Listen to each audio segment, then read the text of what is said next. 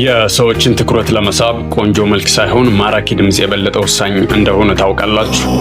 ብዙዎቻችን ድምጻችን ቀጭን፣ የሚንቀጠቀጥ ወይም ደግሞ በራስ መተማመን የሌለው ሆኖ ይሰማናል። በምናወራበት ጊዜ ሰዎች በደንብ ሳይሰሙን ሲቀሩ ወይም ሀሳባችንን ዝቅ አድርገው ሲመለከቱ ትልቅ ቅሬታ ስሜት ይፈጥርብናል። ነገር ግን ማራኪ ድምጽ ወይም ደግሞ ይህ ጎልደን ቮይስ የሚባለውን በተፈጥሮ ብቻ የሚገኝ የጥቂት ሰዎች ስጦታ ሳይሆን በትክክለኛ ልምምድና ስልጠና የሚገነባ የሰውነት ክህሎት ነው። ዛሬ በዚህ ቪዲዮ ውስጥ ድምጻችን ሲወጣ ከቀጭን ወደ ወፍራም፣ ጥልቅና ማራኪ ድምጽ እንዴት መቀየር እንደምንችል ሳይንሳዊ ሚስጥሮችን እና ተግባራዊ ልምምዶችን በዝርዝር አሳያችኋለሁ። ሰላም፣ እንዴት ናችሁ? እንኳን ወደዚህ ቻናል በደህና መጣችሁ። ይህን ቻናል ሰብስክራይብ በማድረግ እንዲሁም ደግሞ ቪዲዮ ላይክ በማድረግ ጀምሩት። በመጀመሪያ የድምጽ ቶን ምን እንደሆነና እንዴት እንደሚፈጠር በሳይንሳዊ መንገድ ጠለቅ ብለን እንረዳ። ድምጽ ሲወጣ ሁለት መሰረታዊ ባህሪያት አሉት። አንደኛው ቀጭን ድምጽ ቲን ሳውንድ የምንለው ነው። ይህ የሚፈጠረው አየር ከሳምባችን ወጥቶ በጉሮሯችን አካባቢ ብቻ ሲቀጭጭና በቂ የአየር ግፊት ሳይኖረው ሲቀር ነው። በአብዛኛው በጭንቀት ውስጥ ሲሆኑ፣ ሲደነግጡ ወይም ደግሞ በራስ መተማመን ሲያጡ የጉሮሮ ጡንቻዎች ስለሚኮማተሩ ድምጽን በራስ ስር ወደ ቀጭን ወደሚቀጠቀጥ ድምጽ ይቀየራል ማለት ነው። ይህ አይነቱ ድምጽ ሰሚን በፍጥነት ያሰለቻል። እንዲሁም የሚናገሩትን ነገር ትልቅ እውነት ቢሆንም እንኳ በሰዎች ዘንድ የመደመጥና የመከበር እድሉ በጣም ያጠበዋል። ሁለተኛውና ሁላችንም ልንደርስበት የምንፈልገው ወፍራም፣ ጥልቅና ማራኪ ድምጽ ፋት ኦር ዲፕ ሳውንድ የምንለው ማለት ነው። ይህ ድምጽ የሚፈጥረው አየር ከሆድ እምብርት በታች ካለው የዲያፍራም ጡንቻ ተነስቶ በደረትና በጭቅላት ውስጥ ባሉ ክፍት ቦታዎች ላይ አስተጋብቶ ሪዘንስ ፈጥሮ ወደ ውጭ ሲወጣ ነው። ልክ እንደ ትልቅ ስፒከር የድምጽ ማጉያ ሳጥን ማለት ነው። ድምጽ ሲወጣ ከወፍራም ወደ ቀጭን ወይም ደግሞ ከቀጭን ወደ ወፍራም የሚቀየረው እኛ አየርን በምን አይነት ግፊት እንደምንጠቀምና የድምጽ አውታራችንን ቮካል ካርድስ ምን ያክል ማዝናናት እንደምንችል ላይ ብቻ የተመሰረተ ነው። ይህንን ማራኪና ጎልደን ድምጽ ለመስራት ልንከተላቸው የሚገቡ 3 ዋና ዋና ሳይንሳዊ ህጎች አሉ። የመጀመሪያውና ከሁሉም በላይ ወሳኙ ህግ ከሆድ መተንፈስ ወይንም ዲያፍራግማቲክ ብሬዚንግ ነው። አብዛኛው ሰው በተለምዶ የሚተነፍሰው በደረቱ ነው። ይህ ደግሞ አጭርና ደካማ ትንፋሽ ነው የሚሰጠን። ማራኪና ጥልቅ ድምጽ እንዲኖረን ግን አየር ወደ ሆዳችን በጥልቀት በማስገባት ስንተነፍስ ደረታችን ወደ ላይ መነሳት አለበት። ይልቁንም ሆዳችን ወደ ውጭ መውጣት አለበት። ስትናገሩ ደግሞ ያንን በሆዳችሁ የያዛችሁትን አየር በቁጥጥር ማለት ነው ቀስ እያላችሁ እየለቀቃችሁ መሆን አለበት። ይሄ ለድምጻችሁ ከፍተኛ ጉልበትና መረጋጋት እንዲሁም ደግሞ የተፈጥሮ ወፍራምነት ይሰጠዋል ማለት ነው። ሁለተኛው ህግ የጉሮሮ ጡንቻዎችን ሙሉ በሙሉ ማዝናናት። ድምጽ በሚወጣበት ጊዜ የጉሮሮ አካባቢ ውጥረት ካለው ድምጽ ታንቆ ቀጭን ይሆናል። ጉሮሮአችሁን ለማዝናናት ማዛጋት እንደ ትልቅ ልምምድ መጠቀም ትችላላችሁ።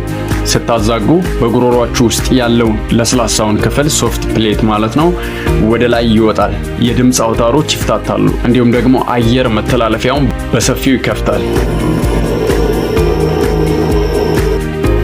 ስታዛጉ በጉሮሮአችሁ ውስጥ ያለው ለስላሳውን ክፍል ሶፍት ፕሌት ወደ ላይ ይወጣል። የድምጽ አውታሮቻችሁ ይከፈታሉ። እንዲሁም ደግሞ የአየር መተላለፊያው በሰፊው ይከፈታል ማለት ነው። ይህንን ስሜት በመለማመድ ሁል ጊዜ ስትናገሩ ጉሮሮአችሁ ክፍትና ዘና ያለ ማድረግ ትችላላችሁ። ሶስተኛው ህግ ደረት ማስተጋባትን ማዳበር። ወፍራም ድምጽ የሚወጣው ከጉሮሮ ሳይሆን ከደረት ነው። ይህንን ለማወቅ አገጫችሁን በጥቂቱ ወደ ታች ዝቅ አድርጋችሁ አፋችሁን በመዝጋት ማለት ይጠበቅባችኋል። በዚህ ጊዜ እጃችሁን ደረታችሁ ላይ ብታስቀምጡ እንኳን ንዝረቱ በእጃችሁ ይሰማችኋል ማለት ነው። ይህ ንዝረት ነው ድምጻችንን ፋት ሳውንድ ወይም ደግሞ ዲፕ ቮይስ የሚያደርግልን ማለት ነው። ወይም ደግሞ ማራኪ ድምጽ እንዲኖረን የሚያደርገው። በንግግራችን መሃል ይህንን የደረት ንዝረት በተጠቀማችሁ ቁጥር ድምጻችሁ ይበልጥ የሚማርክና ሰዎችን የሚስብ ይሆናል ማለት ነው። እስኪ ስለኔ ድምጽ ኮሜንት ላይ አስተያየት ስጡበት። እነዚህን 3 ህጎች በሰውነታችሁ ውስጥ ለማዋሃድ በየቀኑ ጧት ልታደርጓቸው የሚገቡ የ5 ደቂቃ ፈጣን ግን በጣም ውጤታማ ልምዶችን እናያለን።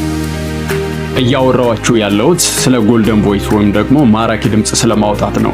ስለ ሙዚቃ ወይም ደግሞ ስለ ድምፃዊነት እያወራው እንዳልሆነ እንድትረዱኝ እፈልጋለሁ። በመጀመሪያው ደቂቃ ላይ የሆድ አየር መቆጣጠሪያ ልምምድ ትሰራላችሁ። ለ4 ሰከንድ አየር ወደ ሆዳችሁ በጥልቀት ታስገባላችሁ።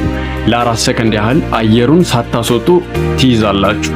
ከዚያም በኤስ በሚል ድምጽ ልክ እንደ ተበሳ ጎማ ማለት ነው። ጎማ ሲበስ እንደሚለው አየሩን በጣም በቀስታና በኩል ፍጥነት ወደ ውጭ ትለቁታላችሁ ማለት ነው። ይህ ትንፋሽን ረጅም ያደርገዋል። ሁለተኛው ሃሚንግ ልምምድ ታደርጋላችሁ። አፋችሁን ዘግታችሁ እያላችሁ የድምጻችሁን ቃና ፒች በጣም በከፍተኛ ድምጽ ወደ ዝቅተኛ ጥልቅ ድምጽ እያወረዳችሁ ማለት ነው ፒች ስላይዲንግ ትጫወታላችሁ። ይህ ድምጽ አውታሮችን እንዲለጠጡና እንዲዝናኑ ያደርጋል። ማለትም ይሄ የምትሰሙት ማለት ነው በረጅሙ ማለት ነው ይሄ የሚሆነው። ስለዚህ እንደዚህ ታደርጋላችሁ። ሶስተኛው ላይ ጮክ ብላችሁ የማንበብ ልምድ ታደርጋላችሁ ማለት ነው። አየር እያስወጣችሁ በዛው ላይ ጮክ ብላችሁ ማንበብ ወይም ደግሞ ጽሑፍ ተወስዶና የተለመደ የንግግር ፍጥነትን በግማሽ በመቀነስ በእያንዳንዱ ቃልና አረፍተ ነገር መካከል ሆን ብላችሁ ሰፋ ያሉ ማቆሚያዎችን ፉዚንግ እየተጠቀማችሁ ድምጻችሁ ከደረት እያወጣችሁ በጥልቀትና ጮክ ብላችሁ ታነባላችሁ ማለት ነው። ይህ ልምምድ ድምጻችሁ በራስ መተማመን እንዲኖረው ያደርጋል ወይም ደግሞ ስታወሩ ማራኪ ድምጽ እንዲኖራችሁ ያደርጋል ማለት ነው። አስታውሱ፣ ማራኪ ድምጽ በአንድ ጀንበር ወይም በአስማት የሚቀየር ነገር አይደለም።